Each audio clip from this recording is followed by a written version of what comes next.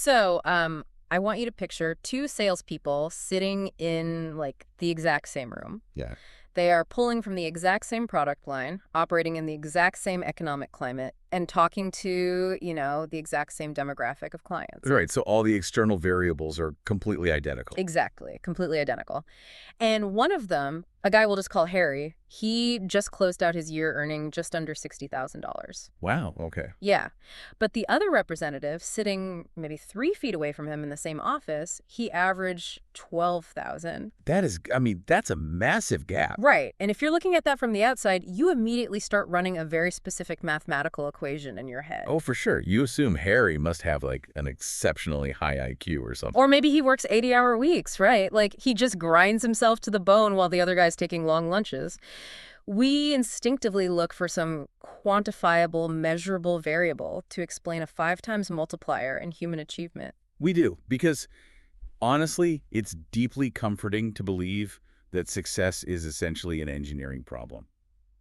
What do you mean by that? Well, we want to believe that if we just acquire the right inputs, like a degree from a prestigious university Yeah. or a certain score on a personality test or, a specific geographic territory, we are guaranteed the output. Oh, I see. It's safe. Yeah, exactly. Yeah. Protects our ego. Because if Harry is just naturally a genius or if he was handed a golden territory, then the other representative doesn't have to take responsibility for only making $12,000. Right. He can just say, well, the system is rigged in Harry's favor. Exactly. The disparity is just written off as a structural advantage. Oh, but that is exactly where the math completely breaks down in this story.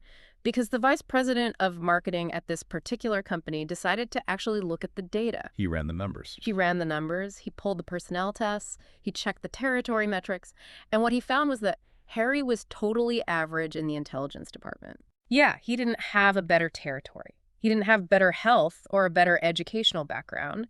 In fact, the reports showed Harry actually took more time off than the lower earning reps. That's wild. By every traditional metric we use to measure potential, Harry was as ordinary as a human being could possibly be. Except for one single thing. And this is the turning point, right? It is. The VP stood up in front of that entire sales team and said, the difference between Harry and the rest of you is that Harry thought 5 times bigger. And that realization, that is the absolute bedrock of what we are unpacking today. We're diving into the foundational principles of David J. Schwartz's classic text, The Magic of Thinking Big. Yeah, it's such an incredible concept. It really is. The core thesis here is a massive paradigm shift. It's the idea that the size of your bank account, the size of your happiness, your overall life satisfaction, these are not determined by the size of your brain. Right. They're determined by the size of your thinking. Which is exactly why we are doing this duck dive today. And I want to speak directly to you, the learner listening to this right now. Whether you are, prepping for a massive career pivot, or you're trying to lead a team through a difficult transition, or you're just insanely curious about the actual mechanics of human psychology. That's what it is, really, mechanics. Exactly. Our mission today is to completely dismantle that old, comfortable engineering equation of success. We are going to give you the exact, highly mechanical toolkit to rewire how your mind approaches your own potential. Because the sources we're pulling from today don't just offer vague inspiration. We've all read those books. Right, yeah, just believe in yourself. Just fluff. But this provides a structural teardown of how the human brain either propels us forward into high achievement or actively manufactures our own mediocrity. Actively manufactures it. I love that phrasing. Yeah. But to understand that mechanism, we first have to address the environment we operate in. Because if thinking big yields a 500% return on your life, like Harry... The immediate logical question is, why isn't everybody doing it? Exactly. Why isn't it the default setting for every human being? Okay, let's unpack this. If I can just think my way to a better reality, why am I and why is everyone else not doing it all day long? Because of gravity. Gravity. Yeah, and in this context, gravity is our social and intellectual environment. We are far more than we like to admit products of the thinking that surrounds us. Oh, sure. You're the average of the 5 people you spend the most time with, that whole thing. Exactly. And the vast majority of that thinking around us is incredibly small. The text describes this environment as constantly tugging at us, trying to pull us down what the author calls second-class street. Second-class street, that's so evocative. Right. Society is fundamentally structured to feed us limiting myths. I hear this constantly from people trying to break into new industries. They echo these colloquialisms that sound like wisdom, but they're actually just psychological traps. Like what? Things like, there are too many chiefs and not enough Oh, Indians. that's a classic one. It's this pervasive idea that the market is completely saturated, right? Like all the good leadership spots are taken, all the innovative ideas have already been patented. So your best bet is just to keep your head down. Exactly. Just be content as a subordinate. Don't rock the boat. It creates an illusion of a surplus of leadership. Mhm. But if you actually talk to executives or founders or leading people in almost any occupation, they will tell you the exact opposite is true. Wait, really? Oh, absolutely. Yeah. The real crisis in the modern workforce is that there are too many Indians and a desperate, starving need for more chiefs. Huh. It's a complete inversion of how we perceive competition. It really is. The text actually makes this incredibly sharp observation. It says a personnel executive gets maybe 50 to 250 times as many applicants for jobs paying $10,000 a year as he does for jobs paying $50,000 a year. Obviously, we have to adjust those numbers for modern inflation, but yeah, the ratio completely holds up today. The competition on Second-Class Street is cutthroat. People are fighting tooth and nail for the bottom rung. Because they think that's all they can get. But First Class Avenue, it's practically uncrowded. There are countless vacancies waiting for people who simply dare to assume the responsibility of thinking bigger. Okay, but stepping out of that fierce low-level competition and actually walking onto First-Class Avenue, Yeah. that requires a fundamental shift in the internal machinery of your mind. Yes, you can't just wander onto it by accident. Right. The text argues that the absolute starting point, the ignition switch for this entire process, is absolute belief. Absolute belief. But I want to stop and put a massive red flag on that word, belief. Okay, why? Because when I hear someone say, you just have to believe, my eyes instinctively roll into the back of my head. I get that. It sounds like wishful thinking. Exactly, like a child closing their eyes and hoping a pony appears in the living room. You can't just close your eyes, wish away a mountain, and expect the landscape to change. No, you definitely can't. You can't just wish yourself into an executive suite or a venture capital meeting. That is a critical distinction, and it's where most people misinterpret the psychology of ambition. Wishful thinking is a passive state. Passive. People who rely on wishful thinking are essentially waiting for the universe or their boss or external circumstances to magically align and hand them what they want. Which rarely ever happens. It never happens.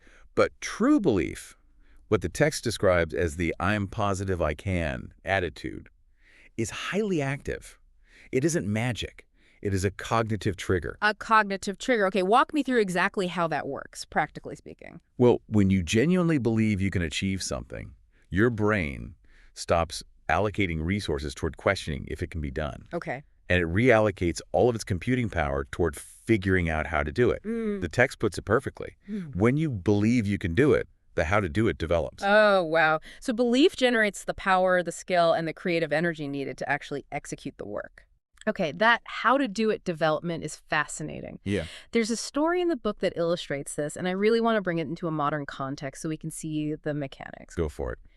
The original story is about a young woman who decides she wants to establish a sales agency to sell mobile homes. Right, I remember this one. But she has virtually no capital, like less than $3,000, and absolutely no practical experience managing a business. By all traditional metrics, the spreadsheet says she is going to fail spectacularly. Exactly. Everyone told her she couldn't do it. The environment tried to pull her back to Second-Class Street. Of course it did. But she had this unquestioned belief in her ability to succeed. Now, the key here is she didn't deny reality. She knew she lacked capital. She knew she lacked experience. So it wasn't delusional. Right. But instead of letting those deficits trigger a failure state, her belief forced her brain to compensate. She studied her competition relentlessly. She figured out a merchandising strategy that was vastly superior to anyone else in her town. Because her brain was focused on the how, not the if. Exactly. And because her internal belief was so absolute, it altered her external behavior. She walked into meetings with such conviction that she won the confidence of 2 investors. Wow. And get this, she actually convinced a manufacturer to advance her inventory with 0 money down. In her first year, she sold over $1 million worth of inventory. That's incredible. Yeah. And if we translate that to today, imagine a founder trying to build a software-as-a-service company with no coding background and barely enough savings to cover rent. Oh yeah, a totally common scenario now. Right. If they operate on wishful thinking, they just sit around waiting for a technical co-founder to magically fall out of the sky. Which, again, does not happen. Right. But if they operate on active belief, their brain immediately asks, okay, I can't code. How do I build this anyway? And that leads them to discover no-code platforms. Exactly, which leads them to build a wireframe, which they then take to angel investors. The belief doesn't alter the reality of their lack of skills. It triggers the resourcefulness required to bypass the deficit. There's another example that drives this home, regarding an engineering firm. A state highway department put out a bid for a $5 million project to design 8 bridges. $5 million was huge money back then. Massive. So they reached out to 21 firms. The 4 massive top-tier firms submitted proposals immediately, but there were 17 small firms in the mix, companies with only 3 to 7 engineers on staff. And 16 of those 17 small firms looked at the sheer scale of the project, ran their traditional metric equations, got terrified, and backed out. They essentially said, it's too big for us, there is no use even trying. Right, the environment pulled them down. But one of those small firms, a company with only 3 engineers, looked at the exact same blueprints. They didn't have a secret stash of money. They didn't have hidden employees. They had the exact same limited resources as the other 16 small firms. Exactly. But they had belief. They looked at the plans and said, we can do it. They submitted the proposal and they won the contract. It's exactly as you said earlier. Those who believe they can move mountains do. Those who believe they can't, cannot. And to understand why those 16 firms backed out while one moved forward, the author provides this brilliant conceptual model of human neurology. Yes, the thought factory. I am obsessed with this analogy. Okay, so imagine your mind is a sprawling, busy manufacturing plant. It is producing countless spots every single day. Assembly lines running 247. Exactly. And production on the floor of this factory is managed by 2 foremen. One is named Mr. Triumph, and the other is named Mr. Defeat. I love the 1950s naming convention there. It's so good. So Mr. Triumph is the foreman in charge of manufacturing positive thoughts. He produces the logic behind why you can do something, why you are qualified, why you will ultimately succeed. And operating on the exact opposite side of the factory floor is Mr. Defeat. He is the expert in developing reasons why you can't, why you're weak, why your background is insufficient, and why you are inevitably going to fail. The terrifying part of this model is that both of these foremen are intensely, blindly obedient. They have no moral compass. None. They just follow orders. All you have to do is give the slightest mental signal, and they snap to attention. Like, if you wake up, look at the rain outside, and say, ugh, today is a lousy day. You have just signaled Mr. Defeat. Yes, he steps forward, fires up his assembly line, and goes right to work manufacturing evidence to prove you are right. He tells you the traffic will be a nightmare, your clients will be irritable, your coffee is cold, and you're probably coming down with a cold. Before your feet even touch the floor, he has successfully manufactured and sold you a catastrophic day. But if you wake up and signal Mr. Triumph by saying, today is a fine day, he takes over the factory floor. He points out that the rain is good for the environment, that the cooler weather is refreshing, that you have a quiet morning to catch up on deep work. It's all about who you signal. And here is where we bridge this 1950s analogy into modern behavioral science. What the author calls the thought factory is essentially what neuroscientists today call the reticular activating system, or the RAS. The filter in your brainstem. Exactly. Your brain is bombarded with millions of bits of sensory data every second. If you processed all of it, you would go insane. Just complete sensory overload. Right. So the RAS acts as a bouncer. It only lets in information that is relevant to what you are currently focusing on. When you signal Mr. Defeat, you are programming your RAS to look for threats, obstacles, and reasons to quit. Wow. So it's confirmation bias operating at a physiological level. Exactly. The more work you give Mr. Defeat, the stronger he becomes. He takes up more neural pathways. Eventually, he takes over the entire thought manufacturing division of your brain. So the advice in the book is brutal, but logically sound. Fire Mr. Defeat. Just fire. You don't need him. Escort him off the premises and put Mr. Triumph in charge 100% of the time. But, and here's where I have to challenge this. Okay, pushback. Because if I am listening to this, I'm thinking, wait a minute, if I just fired the guy who points out flaws, aren't I just becoming delusional? If my business model is actively hemorrhaging money, and I just tell Mr. Triumph to tell me everything is great, that isn't thinking big. That's just toxic positivity. It is. So where is the line between absolute belief and dangerous delusion. That is a phenomenal pushback, and it's vital we clarify this. The text is not advocating for blindness. Okay. It isn't suggesting you ignore a bleeding balance sheet or pretend a bad product is actually good. Yeah. Remember, we defined belief earlier not as wishful thinking, but as a cognitive trigger for resourcefulness. Right. The how to do it. Exactly. Firing Mr. Defeat doesn't mean you stop seeing problems. It means you stop manufacturing excuses for why those problems cannot be solved. Okay. So Mr. Defeat isn't the guy who says, we are out of money. Mr. Defeat is the guy who says, we are out of money, therefore we are doomed, so let's quit. Precisely. Mr. Triumph is the one who says we are out of money. That is a fact. Yeah. Now manufacture 10 creative ways we can secure bridge funding by Friday. That makes so much sense. When the mind allows disbelief or doubt to act as the foreman, it literally attracts reasons to support failure. The text refers to this as the subconscious will to fail. The subconscious will to fail. Yeah. If you go into a project with an, okay, I'll give it a try, but I don't think it will work attitude, your RAS is primed to find the first available obstacle and use it as permission to surrender. You actively produce failure because your internal factory is tasked with manufacturing alibis rather than solutions. Yes. And that leads us directly into the most popular product that Mr. Defeat manufactures. If belief and Mr. Triumph are the engine of success, then what we are about to discuss is the rust that eats away that engine until it seizes up completely. It really is a disease. The text identifies it as a literal psychological disease. It's called excusitis. Excusitis is the mind-deadening thought disease that every single unsuccessful person suffers from in its advanced stages. And if we're being honest, even highly capable people suffer from mild flare-ups of it. Oh, absolutely. Everyone does. It's the constant, chronic creation of alibis to save face and protect the ego. The text breaks down the four most common variants of this disease, and I want us to really dissect each one. Let's do it. Because the underlying psychology is entirely applicable to how we function today. So the first variant is health excusitis, the "but my health isn't good" alibi. And we really must note that the author, David J. Schwartz, speaks with immense credibility here. He reveals in the text that he's a diabetic. Right. He wrote this book after taking, as he puts it, 5,000 hypodermics. So he isn't lecturing from a pedestal of perfect physiological health. He lived with a chronic condition. He did, but he learned that the most significant damage isn't the physical ailment itself. It's adopting a negative, defeated attitude toward it. There are two stories he tells back to back that highlight the sheer psychosomatic power of this excuse. He was in Cleveland giving a talk, and afterwards, a young man, only about 30 years old, approaches him. And the guy is visibly distressed. He says, "I've got a bad heart. I have to hold myself in check."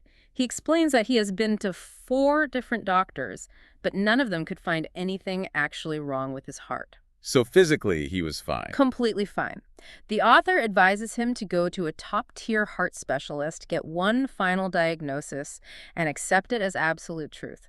But the underlying tragedy is that this young man was completely paralyzed by the phantom fear of poor health. His mind had manufactured an illness. Yes, his physical heart was fine, but his mind had manufactured an illness to excuse his lack of momentum in life. And the contrast is striking because just hours later, on a flight, the author sits next to another man, a 62-year-old who had recently survived a massive, highly invasive surgical operation for a genuinely afflicted heart. A real life-threatening issue. Exactly. But the second man was completely vibrant. He was eagerly planning his future, planning travel, talking about the projects he wanted to complete. Wow. So the first man had a healthy heart, but a sick attitude. And the second man had a sick heart, but a healthy attitude. That is profound.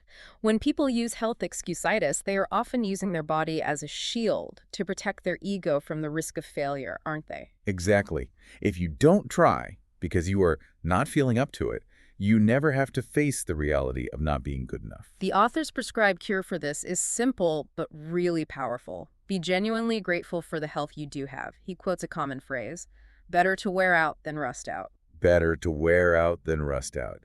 Don't pass up the experience of living by thinking yourself into a hospital bed. Which brings us to the second variant. And this one is arguably the most pervasive in modern corporate culture. Intelligence excusitis. Ah, yes. The I lack brains disease. The text claims that perhaps 95% of people suffer from this to varying degrees. 95%. That is a staggering majority of the population operating under a false cognitive ceiling. Because most of us make 2 fundamental errors when we assess our place in the world. We systematically underestimate our own brain power, and we vastly overestimate the other fellow's brain power. We really do. We assume that to be a CEO, or a top-tier consultant, or a successful founder, you need a genius-level IQ. Right. You need to be a walking encyclopedia. To dismantle this, the text relies on a brilliant historical example involving Henry Ford. Oh, I love this story. Ford famously sued the Chicago Tribune for libel because they printed an article calling him an ignoramus. Wait, they actually sued over that? Yeah, and when the case went to trial, the Tribune's lawyers tried to prove their claim by putting Ford on the stand and bombarding him with a series of obscure history and trivia questions to highlight his lack of formal education. Just grilling him on random facts. Exactly. And Ford's response is legendary. After putting up with his barrage of irrelevant questions, he essentially tells the courtroom, "Look, I have a row of electric push buttons on my desk. If I need a specific fact or an answer to a technical question, I push a button and summon a man who can answer it for me." That is so baller. Right. He says, "Why should I clutter my mind with general knowledge for the sole purpose of being able to answer questions when I have men around me who can supply any knowledge I require?" It is the ultimate defense of fluid intelligence over crystallized intelligence. Exactly. Ford's entire philosophy was that an idea, man can make money, but a pure fact, man cannot. And in today's context, this is more relevant than ever. Oh, for sure. We all carry the equivalent of Ford's push buttons in our pocket smartphones with access to the entirety of human knowledge. Rote memorization is essentially a commoditized skill now. Yes.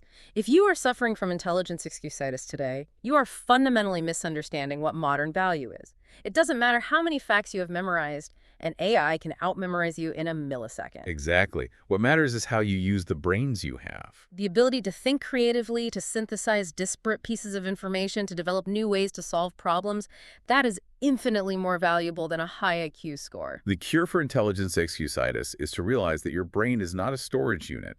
It is a processing engine. I love that. A processing engine. And once we stop worrying about whether we are smart enough, we usually pivot right into worrying about whether the timing is right. Oh, absolutely. That is the third variant, age excusitis. The psychological trap of believing you are either too young or too old to achieve your goals. I hear this constantly. Yeah. I'm 24, no one will take my leadership seriously. Or, I'm 45, it's too late to learn how to code or pivot industries. It closes the door on real opportunity for thousands of people who never even bother to try because they believe the clock has either not started or has already run out. But the book provides a strictly mathematical cure for this that completely destroyed my own assumptions. The math of a productive life. Let's walk through the story of Cecil. Okay, so Cecil is a 40-year-old trainee. He wants to shift his entire career and become a manufacturer's representative, but he is terrified. Right. He tells the author, "I have to start completely from scratch. I'm too old for that now. I'm 40. And the author doesn't offer him platitudes about how age is just a number. No, he goes straight to the math. He sits Cecil down and forces him to calculate the actual trajectory of human productivity. Generally speaking, a person's highly productive years run from age 20 to age 70. Okay. That gives a human being roughly 50 productive years. Right. So let's do the math on Cecil. He is 40. He started his productive life at 20, which means he has spent 20 years. But if productivity runs to 70, he still has 30 years left. He hasn't even reached the halfway mark. He still has 60% of his entirely productive, capable life ahead of him. Once you look at the cold, hard math, the idea of being too old at 40 is objectively ridiculous. It completely reframes the narrative of sunk cost. We look at the years we've spent and feel locked in rather than looking at the massive runway still ahead of us. If we bring this into the modern era, imagine a 50-year-old professional who realizes their industry is being disrupted by artificial intelligence, but they feel too old to pivot and learn the new tech. Yeah, that's a very real fear right now. But if they do the math, they still have 20 years of high-level output remaining. Are they really going to surrender 2 decades of potential because they don't want to feel like a beginner for 6 months? The author also mentions Bill, a guy who spent 24 years grinding as a stockbroker. He made a modest fortune, but he hated the work. What he really wanted, deep down, was to be a college professor. Now, the traditional environment on Second Class Street would tell him, you're in your 50s, just coast to retirement. It's too late to go back to school. Exactly. But Bill realized age excusitis is entirely a psychological barrier. not a physiological one. He went back to school, earned his degrees, and eventually became the head of his department at a university. He didn't let a chronological number dictate his potential. And that leads us to the final and perhaps most insidious variant of the disease, luck-excutitis. The deeply ingrained belief that people who succeed are just lucky, and people who fail are simply victims of bad luck. This one makes my blood boil because it is the ultimate abdication of personal responsibility. If you blame luck, you never have to analyze your own flaws. It's the easiest out. To dismantle this, the author uses the analogy of the physics of a bouncing ball.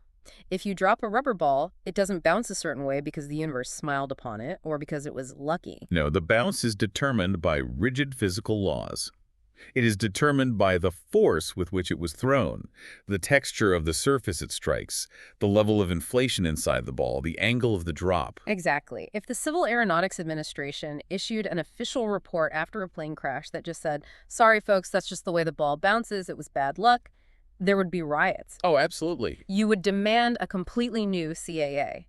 If a surgeon walked out of an operating room and said, "Sorry, your relative died, just a run of bad luck," you would revoke their medical license immediately. We demand cause and effect analysis in every critical area of human life. And yet, we apply that exact flawed magical thinking to our own careers and personal lives. We look at a successful colleague and say, they were just in the right place at the right time. We ignore the 10 years of preparation, the late nights, the networking, and the strategic risks that put them in that place. The text highlights Orville Hubbard, who served as the highly successful mayor of Dearborn, Michigan for 17 consecutive years. 17 years is a massive run. But what most people don't know is that for the 10 years prior to his incredible winning streak, he lost 3 consecutive elections for mayor. He could have easily succumbed to luck-excutitis. Easily. He could have said, "The voters just don't get it. The timing is unlucky. I'm cursed." And if he had, we would never have heard of him. Instead, he analyzed his setbacks. He studied the physics of his own political bouncing ball. Right, the cause and effect. He realized his messaging was off, his outreach was flawed, and he recalibrated. He took control of the variables, and he became a perennial winner.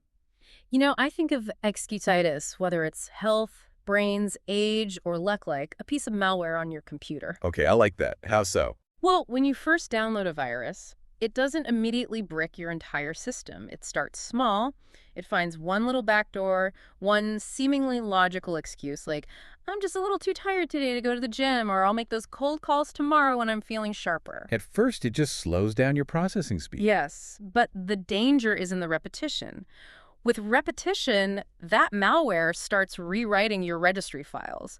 You repeat the alibi so often that your brain genuinely starts to believe the lie is the truth. I am tired today becomes, I am a low-energy person. Exactly. "I don't know how to code" becomes, "I am not technical enough to be a founder." It fundamentally changes your operating system until Mr. Defeat has complete administrative control. That is a highly accurate analogy. But to truly eradicate malware, you have to understand the vulnerability that allowed it into the system in the first place. What's the vulnerability here? If we look closely at excutitis, excuses are not the root problem. They're symptoms. They're defense mechanisms rooted in a much deeper, more primal emotion. Yes, to truly cure excutitis, we have to cure the underlying infection. And that infection is fear. This is where the book gets incredibly validating for me. Because so much self-help material treats fear like an illusion. It's all in your head, just ignore it. But Schwartz explicitly states that fear is real. It is a powerful, destructive force. It causes organic difficulties.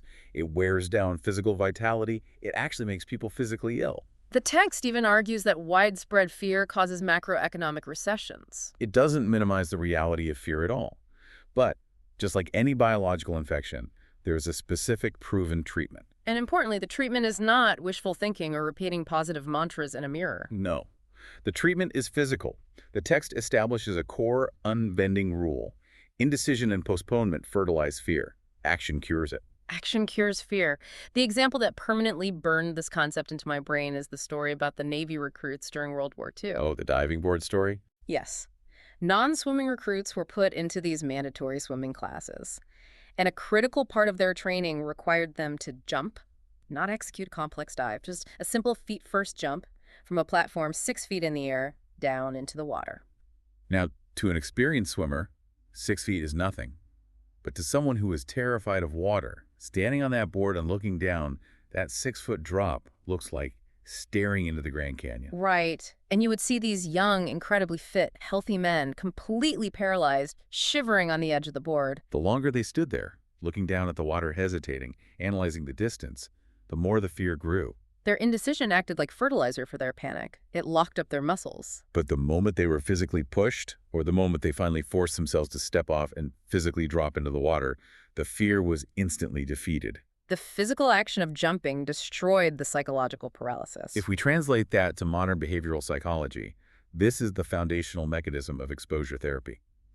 Fear operates in the amygdala, the part of the brain that processes threats. Okay, so when you stand on the diving board of life, whether that's launching a product, publishing an article, or speaking in public, your amygdala screams, "Danger! You will die if you do this." And as long as you stand there analyzing it, you validate the amygdala's threat assessment. But the moment you take action and survive, you send a powerful countersignal back to the brain. You literally rewire the neural pathways to prove that the threat was false. Action doesn't just make you feel better, it biologically overwrites the fear response. Exactly. But hold on, let me play the skeptic again. Do it. What if you jump off the diving board and you belly flop? What if the action you take results in failure? Doesn't that just reinforce the fear? That is exactly why the text connects the concept of action to how we manage our memory. Because taking action is only half the battle. How you process the result of that action is the other half. This brings in the mind bank analogy. Yes, the mind bank. The author suggests that your brain is very much like a bank, where you make thought deposits every single day. Every experience, every success, every failure gets deposited into this vault. And when you face a new problem, say you are about to step onto a stage to give a presentation, you go to the teller at your mind bank and ask, what do I already know about public speaking? And the crucial detail here is that the teller in your mind bank is completely neutral and perfectly reliable. It just does what you tell it to do. Right. If you approach the teller and ask for evidence of why you are going to embarrass yourself, the teller will gladly go into the vault and withdraw a massive stack of past failures. It will hand you the memory of the time you stuttered in the 3rd grade spelling bee, or the time your voice cracked during a team meeting. Or that super awkward conversation you had at a networking event 3 years ago. The teller just hands you whatever you ask for. It's like a modern algorithmic social media feed. If you click on fear-based content, the algorithm serves you more fear. If you ask your brain for reasons to be afraid, it will serve you a highlight reel of your worst moments. So the key, the absolute imperative for thinking big, is to consciously choose what you withdraw. You have to actively refuse to let negative, self-deprecating thoughts grow into mental monsters. So if we distill this into a daily, practical procedure for our listener, the text outlines a clear 2-step protocol for managing fear. Step 1. Isolate the fear. Pin it down exactly. Yeah. Vague anxiety is impossible to fight. You have to determine exactly what you're afraid of. And step 2, take immediate, appropriate action. And I appreciate how granular the book gets with this. It doesn't just leave it at abstract concepts. It lists common, everyday fears and prescribes the exact action to take. For example, fear of your personal appearance. The action isn't to read a book on self-esteem. The action is physical. Go shine your shoes, get a haircut, have your clothes pressed. Action cures the fear. What about the fear of other people? The action is to put them in proper perspective. Remember that the CEO you are intimidated by is just a human being who gets indigestion and worries about their kids, just like you. It completely demystifies confidence. Yeah. We often treat confidence as a genetic lottery. You either have it or you don't. But Schwartz argues that confidence is a skill. An acquired habit. Developed through the continuous mechanical process of isolating fears and taking direct action against them. Okay, so let's take inventory of where we are.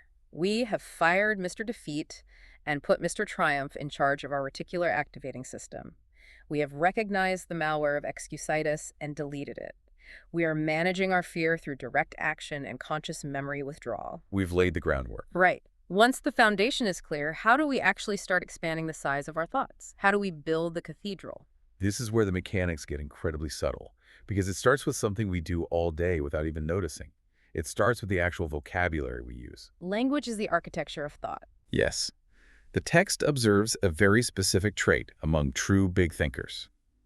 They do not use high-sounding, difficult, or overly complex words. Right. The book calls them stuffed shirts, the people who use words like adamantine when they just mean immovable, or who use corporate jargon to sound intelligent. Using complex vocabulary does not equate to having a big thinker's mindset. And the reason is rooted in how human cognition actually works. We do not think in raw text. We think in pictures, images, and sensory associations. Exactly. Words are merely the raw materials that our mind converts into those pictures. Therefore, the true measure of a vocabulary is not its complexity, but the emotional and psychological effect it has on your own mind and the minds of the people listening to you. The text gives a fantastic comparative example here. Imagine you are leading a team meeting and you announce, "We incurred a big expense this quarter." The mental picture that specific phrasing creates is heavy, dark, and restrictive. Right. An expense implies lost money. It's a burden. It's gone forever.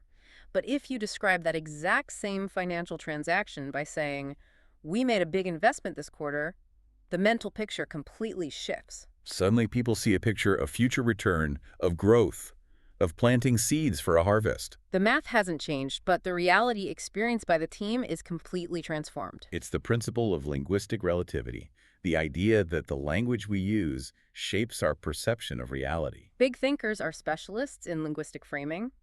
They consciously select words that create positive, forward-looking, optimistic pictures. They use words that promise victory, hope, and expansion. And they ruthlessly eliminate words from their vocabulary that create mental images of failure, defeat, and grief. But it goes beyond just the words we say out loud. It extends to how we visualize the physical world around us.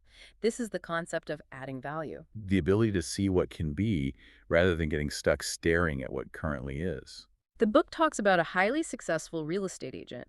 Why is he making exponentially more money than his peers? Because when he looks at a dilapidated, rundown farm, he doesn't just see a sad piece of acreage. He visualizes a beautiful, thriving suburban development. Exactly. He isn't selling the dirt. He is selling the idea of what that dirt could become. And the market will always pay a massive premium for an idea, whereas it will only pay commodity prices for raw acreage. This is the core skill of visualization. You must practice adding value to physical things. But far more importantly, you must practice adding value to people. Adding value to people. This is the essence of real leadership. As you move higher up in any organization, your actual technical output matters less, and your job basically becomes people development. You have to look at a junior employee who is struggling, and instead of seeing their current incompetence, you have to visualize their best possible self and figure out how to bring that to the surface. And you must apply that exact same visualization to yourself. The author recommends conducting a daily personal interview where you ask yourself, what can I do to make myself more valuable today? It is a constant, proactive expansion of your own potential. And this ties directly into managing the environment we talked about at the beginning.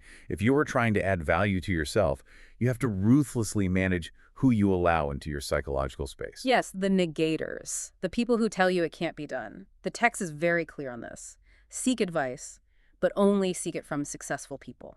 If you want to know how to build a business, don't ask the guy who has been complaining about his middle management job for 20 years. Ask the person who has actually built something. It's about protecting your thought factory from outside contamination. And another critical aspect of this environment management is how you interact with others.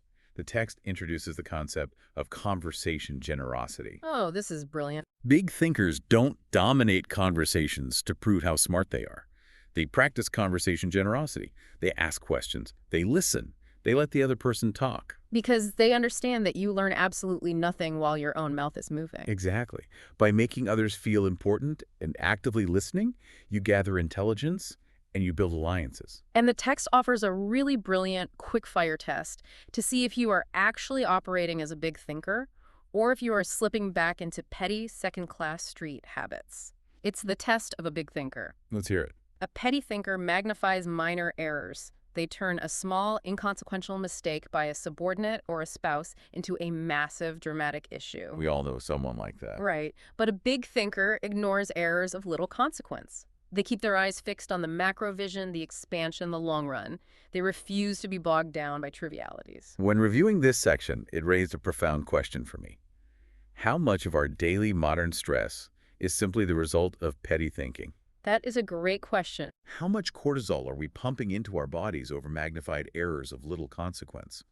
If we focus our attention on massive objectives, we naturally ignore the trivial.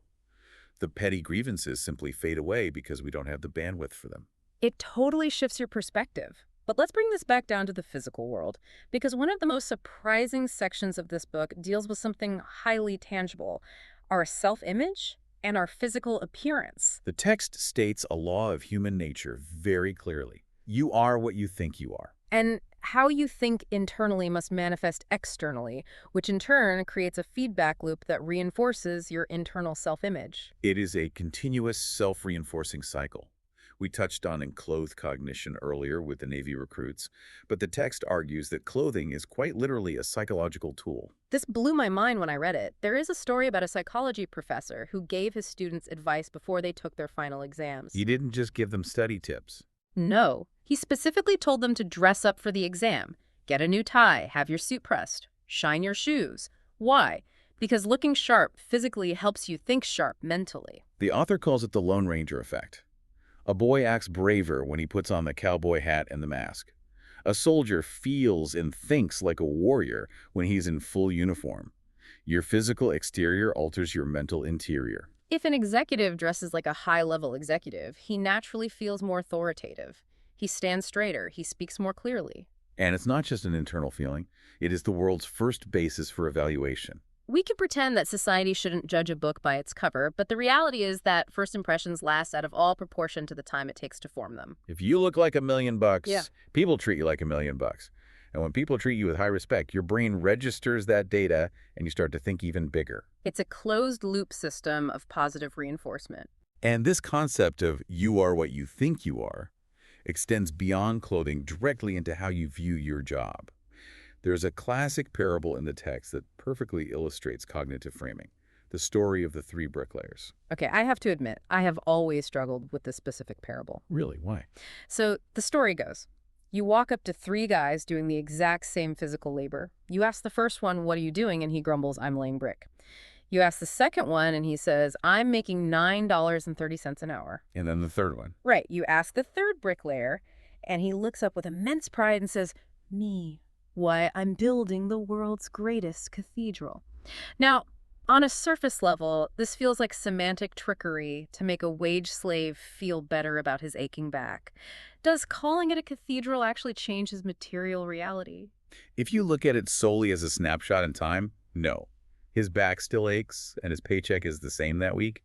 But if you view it as a trajectory over a 10-year timeline, it changes everything. Okay, track that for me. They're performing identical tasks, but their mental frameworks are universes apart. The first 2 lack vision. They are merely surviving the day. They have no respect for their own work, which means they will do the bare minimum required to not get fired. But the third bricklayer has a vision. Because he sees himself as a cathedral builder, the quality of his work will naturally elevate. He will be the one who notices a flaw in the mortar and fixes it. He is tuning his thought channels towards self-development, which inevitably leads to promotion, to becoming a foreman, and eventually a contractor. And the text backs this up with actual corporate data. The author spends time with a personnel director for a major appliance manufacturer. This director has audited hundreds of employees, and he categorizes them strictly based on how they think toward their current jobs. And his findings are unequivocal. There is a direct, highly measurable correlation between current job respect and future job performance. If an applicant believes their present entry-level job is important, even if they don't love every tedious aspect of it, the odds are they will take immense pride in their next higher-level job, too. If you think your work is second class, you are doomed to mediocrity because you will output second-class effort. But if you think, I am a first-class performer and my contribution is vital, you are headed straight to success. Your physical actions are dictated by your thoughts, and your thoughts are heavily influenced by how you present yourself and how you verbally frame your current responsibilities. This is also a foundational principle of leadership, which the text refers to as trading minds with the people you want to influence. Trading minds. If you want someone to perform well, you have to step into their shoes and understand how they view their job. You have to be human. You have to push for progress by elevating their self-image, not just by demanding better metrics. Okay, so we have built the mindset. We've managed the fear. We've upgraded our vocabulary, our environment, and our self-image. But here is where the rubber meets the road. The execution. how do we sustain this momentum? Because the real world is messy. Things inevitably go wrong. The economy shifts, clients pull out, startups fail. That brings us to our final crucial area, getting the action habit and learning to turn defeat into victory. The action habit. The text introduces a highly practical concept called the magic of now. It explores the psychology of procrastination, pointing out that good ideas actually cause psychological pain if they are not acted upon. Oh, I know that pain intimately. It's that feeling when you see a company launch a product and you think, I had that exact idea 7 years ago. It physically hurts to look back at unactioned potential. Exactly. Unactioned ideas create a backlog of cognitive dissonance. But a good idea acted upon brings enormous mental satisfaction and clarity. The trap most people fall into is waiting for the perfect conditions. They wait for all the traffic lights to turn green before they leave the driveway. Or they wait for inspiration to strike. The text argues that you cannot wait for conditions to be perfect because they never will be. You have to start your mental engine mechanically. Yes. Think of it like an old manual transmission car parked on a hill. You can't just sit in the driver's seat waiting for the car to shift itself into gear. You can't wait to feel inspired to drive. You have to mechanically push the heavy clutch, manually force the stick into first gear, and physically step on the gas to get the momentum going. The author provides a great example of an aspiring young writer who was completely blocked. He was staring at a blank page, waiting for his spirit to move him. But he spoke to another highly successful writer who explained his secret, the mind force technique. When the successful writer needs to work, he doesn't wait for the muse. He sits down at his desk, picks up a pencil, and goes through the mechanical motions of writing. He doodles. He writes down his grocery list. He writes terrible, broken sentences. Hello. But by putting his fingers and arm in physical motion mechanically, sooner or later, his mind catches up and gets on the right track. Action must precede inspiration. You just have to dig in, force the mechanics, and you will move the spirit. But what happens when you force those mechanics, you take the massive action, you jump off the diving board, and you fail? Because that is the ultimate stress test of thinking big. The text draws a very sharp contrast between how Mr. Mediocre and Mr. Success process defeat. When Mr. Mediocre gets knocked down, he crawled away. He uses the defeat as ultimate proof that he never should have tried in the first place. He runs in the opposite direction, so he never takes a beating again. His mind bank teller hands him a receipt for failure, and he cashes out. But Mr. Success reacts entirely differently. He bounces up, dissects the failure to learn a lesson, and moves upward. There's an incredible story about a management consultant. The author visits him in his beautiful, prosperous office.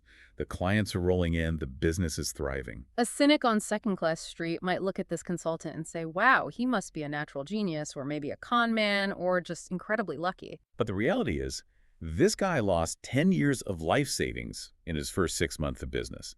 He literally lived in his office for months, sleeping on the floor because he couldn't afford rent on an apartment. He heard the word no 100 times a day. But during those unbelievably hard early years, he never complained. He never signaled Mr. Defeat.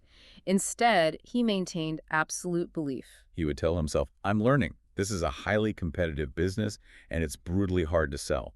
But I am learning exactly how to do it. When a friend told him the experience must be taking a lot out of him, he replied, no, it's not taking something out of me. It's putting something into me instead. That is the ultimate cognitive reframe.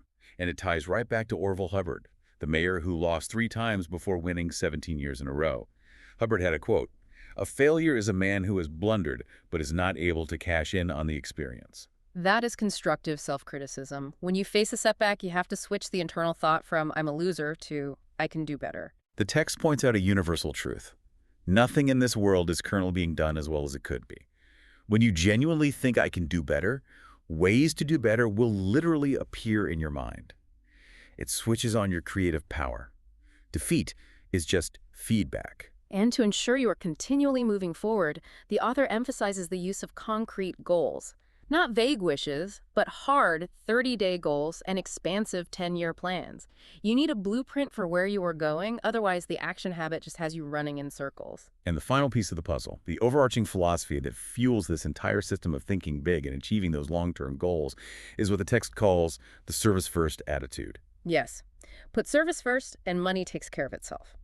If you are only chasing the dollar, your vision is too narrow. When you expand your vision to focus on adding massive value to others, to solving real problems, to serving your clients or your team at the highest possible level, the financial rewards are a natural, inevitable byproduct. It is the ultimate culmination of thinking big. What an incredible architecture for human potential. We've covered a massive amount of ground today. Let's summarize exactly what we've done here. We walked onto the floor of our internal thought factory and we permanently fired Mr. Defeat. Gone. We vaccinated ourselves against excuse-itis, realizing that our health, our brains, our age, and our luck are never legitimate reasons to surrender. We learned the mechanics of exposure therapy. To kill fear, we have to isolate it and take immediate physical action. We jumped off the diving board. We upgraded our linguistic software, substituting restrictive phrases like big expense with expansive terms like big investment. We put on our best suit to trigger the Lone Ranger effect, Yeah. and we decided that no matter what our current role is, we are building cathedrals, not just laying bricks. We managed our environment by ignoring the negators and practicing conversation generosity. And finally, we developed the action habit, learning to bounce back from defeat by cashing in on the experience and putting service first. It is a comprehensive blueprint for rewriting the subconscious algorithms that dictate our reality. But as we've established, knowledge is only valuable when it is mechanically applied. Exactly. So, to you, the learner, we are going to leave you with one final provocative thought to ponder. We discussed the real estate agent who added massive value by seeing the idea rather than just the acreage. The vision. I want you to look around your life right now. What is one piece of acreage? Maybe it's a struggling relationship, a mundane task at work, or a dormant skill you haven't fully developed that you are currently taking at face value. What happens if you apply the magic of thinking big and visualize what that acreage could be by this time next year? When you look past the dirt and choose to see the cathedral, absolutely everything changes. It really does. Keep thinking big.